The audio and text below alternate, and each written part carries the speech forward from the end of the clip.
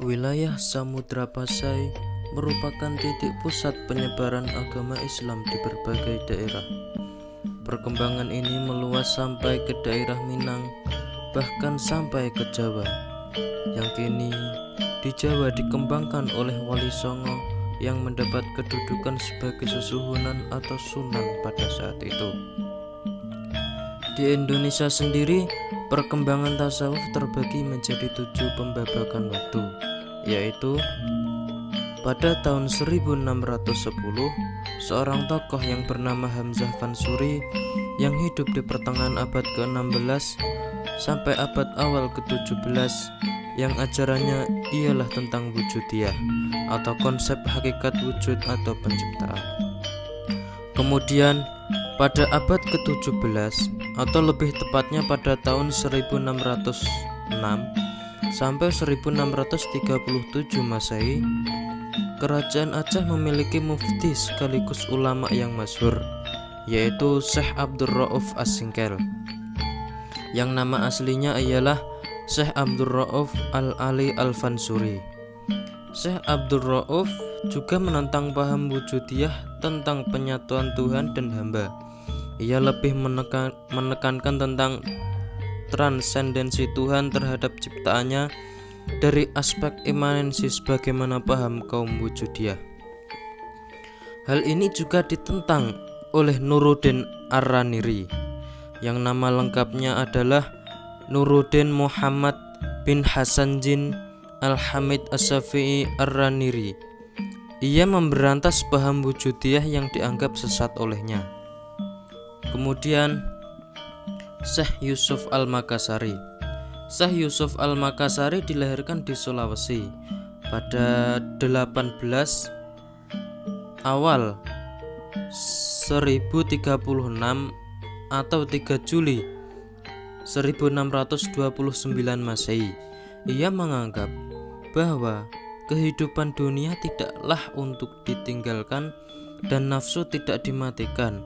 Justru ia hidup diarahkan untuk beribadah menuju Tuhan, dan hawa nafsu harus dikendalikan berdasarkan tuntunan-tuntunan Tuhan yang senantiasa membuat kemaslahatan umat manusia. Kemudian disusul 1 abad kemudian, yang tepatnya pada tahun 1780, terdapat tokoh yang bernama Abdus Somad Al-Palimbani. Ia dilahirkan di Palembang, yang ayahnya bernama Abdul Jalil bin Syekh Abdul Wahab bin Syekh Ahmad Al-Madani dari Yaman, yang menjadi sufi sekaligus mufti di Jeddah. Dalam bertasawuf, ia bersetuju dengan Ibnu Arabi yang menyatakan bahwa manusia secara potensial adalah sebagai manifestasi Allah yang sempurna. Kemudian Imam Nawawi Al-Bantani, yang nama aslinya ialah Abu Abdul Mu'ti Muhammad bin Umar bin An-Nawawi Al-Jawi. Ia dilahirkan di desa Panasa, Kabupaten Serang, Jawa Barat pada tahun 1230 Hijriah atau 1813 Masehi. Ia juga memiliki gagasan dalam sebuah bertasawuf. Ia menganggap bahwa siapa saja yang mengambil tarekat dengan konsekuensi perkataan dan perbuatannya sesuai dengan syariat Nabi Muhammad, maka tarekatnya makbul. Kemudian pada era 1900-an, seorang tokoh yang bernama Hamka juga menjadi pokok bahasan dalam sejarawan terkenal pada era tasawuf. Hamka adalah singkatan dari Haji Abdul Malik Karim Amrullah, lahir di Tanah Sirah, Sungai Batang di tepi Sungai Maninjau pada tanggal 16 Februari 1908. Hamka memiliki pandangan tersendiri. Ia memiliki pandangan dalam mendefinisikan tasawuf, yakni tasawuf sebagai usaha yang bertujuan untuk memperbaiki budi dan membersihkan batin. Tasawuf juga berfungsi sebagai alat membentengi diri, yang kemungkinan seorang untuk terjerumus pada jurang keburukan budi dan kotornya batin yang dapat dilaksanakan dengan hidup secara zuhud.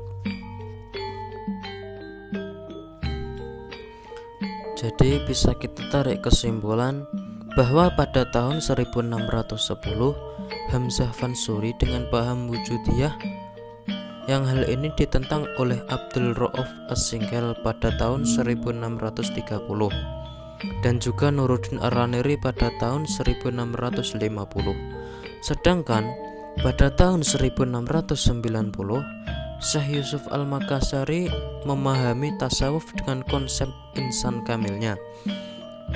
Kemudian pada tahun 1780 Abdul Somad Al-Palimbani memahami bahwa sejatinya manusia adalah manifestasi Allah yang sempurna.